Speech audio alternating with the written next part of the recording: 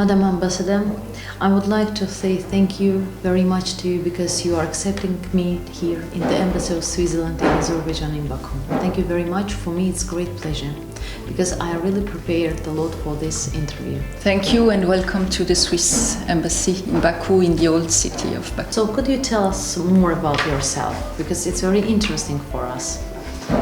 You like a personal, and your personality. Yes, good morning and welcome to the Swiss Embassy in the old city of Baku. Of course I will answer your question, but first I would like to say a few words about the current situation because large-scale military confrontations have been taking place since Sunday. And here I would like to say that I'm deeply worried about the news of many deaths, in particular among the civilian population. And of course my thoughts are with the families of the victims and the injured persons. On Monday, Switzerland publicly expressed its position about the situation.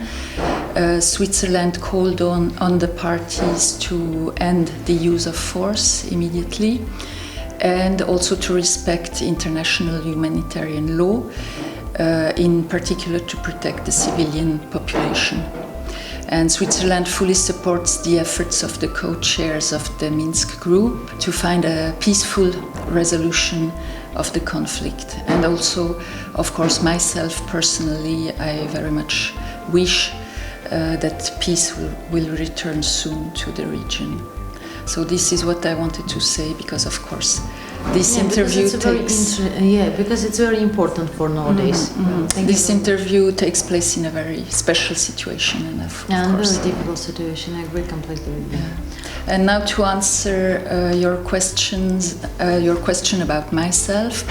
I have been in Baku now for a bit more than 1 year, since July 2019. I come, as you certainly hear, I come from the French-speaking part of Switzerland, from a town called Lausanne, and I have been working with the Swiss Federal Department of Foreign Affairs already for a very long time, for more than 20 years. And before coming to Baku, I was posted in Paris, so a neighboring country of Switzerland. That's very interesting. And what about your main goals that you have set for yourself as ambassador here in Baku? Of course, as an ambassador, my objective is to promote Switzerland's interests and to contribute to the development of the relations between Switzerland and Azerbaijan. And here I can say that these relations are good and cover a wide-ranging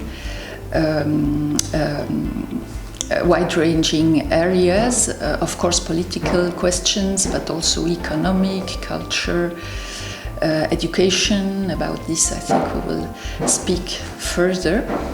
There are regular high-level meetings. For example, last year in October, the president of the Swiss Senate came to Baku. And this year in January there was a meeting between the President of the Republic of Azerbaijan, Mr. Aliyev, and the Swiss President, Mrs. Sommaruga. This took place in Davos on the margins of the World Economic Forum.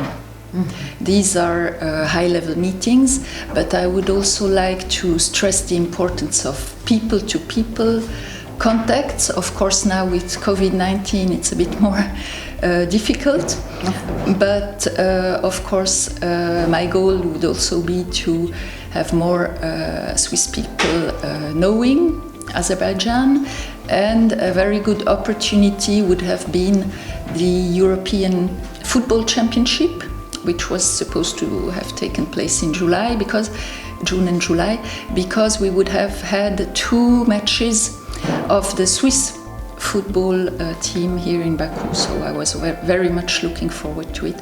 And of course, I hope that the championship will take place next year. I would also like to mention another very important pillar of the activities of the embassy.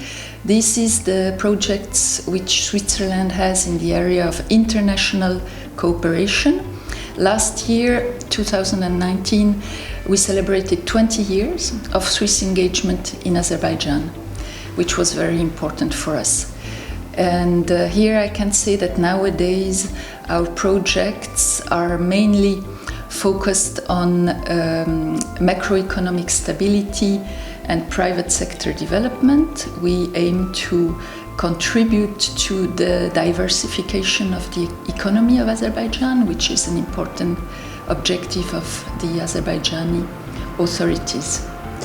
And I can mention a few examples. For example, recently the Swiss State Secretariat for Economic Affairs approved the project in the area of taxation. So here we will work together with the Ministry of Economy of Azerbaijan. We are also going to resume a project aimed at modernizing the financial sector.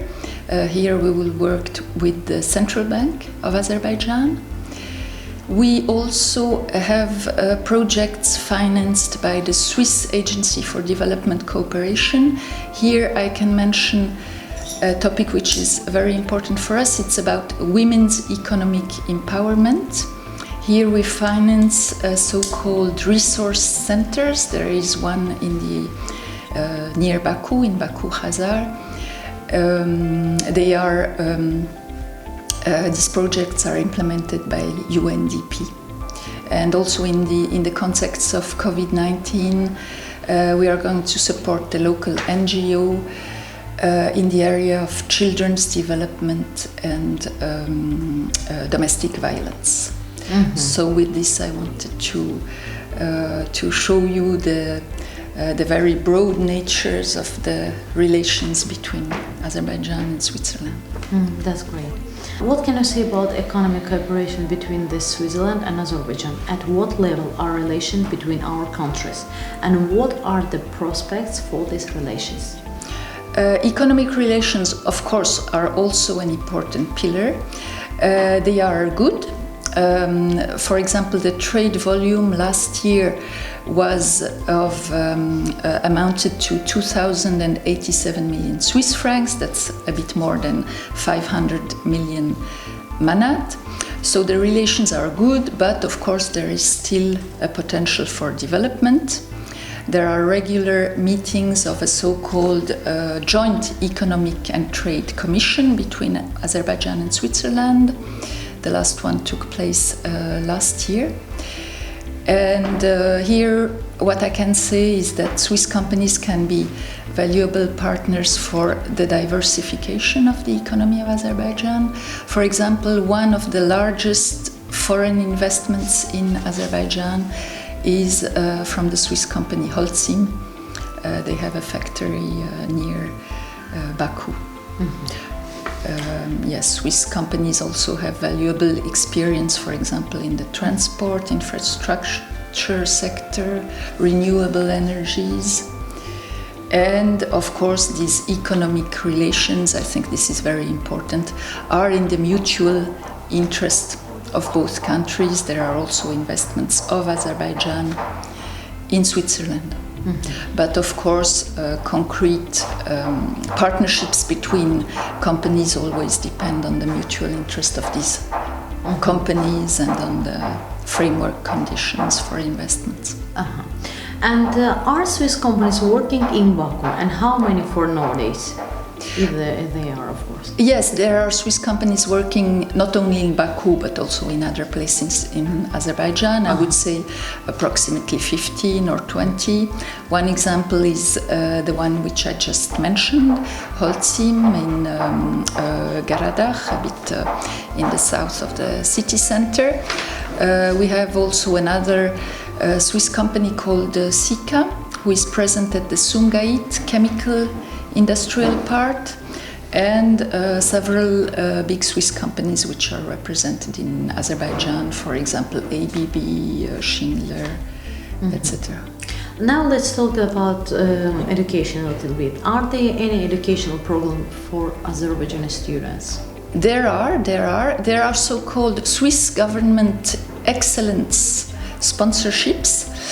These are sponsorships aimed at highly qualified postgraduate students.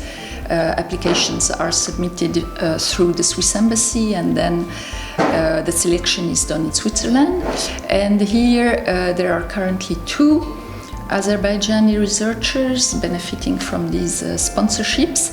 And here I'm very glad to say that both of them are women, so they had the best candidatures and were selected for these sponsorships.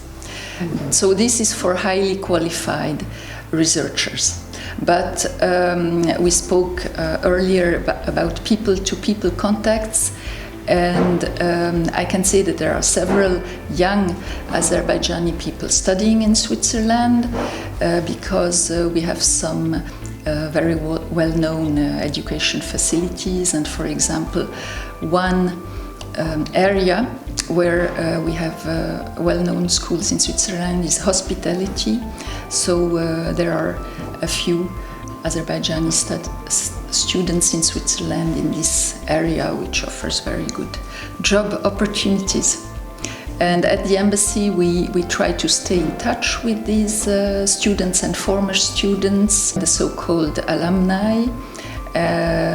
We are organizing from time to time events because, yes, as I mentioned, I think that these people-to-people contacts are very important, besides, of course, official contacts. Madam Ambassador, thank you very much for such interesting conversation today, and your wish to Azerbaijan and to Azerbaijani people. Well, I would say that this year, of course, is quite a special year, and I think we can say a difficult year, because now for several months the world has been facing, and is still facing, the pandemic of COVID-19. So, of course, I hope that the situation will improve in this area. But now, of course, the focus is on the current situation and the military confrontations. And as I mentioned in the beginning, I'm very concerned about the news of so many deaths, especially in the civilian population. And so clearly, as we speak today, my strongest wish is that the conflict can be resolved peacefully, and that peace is going to return to the region, because of course it's important also for the full development of the potential of the countries concerned, and Azerbaijan has a lot of potential, so this would be my dearest wish. Thank you very much. Really, thank you. Thank you very much.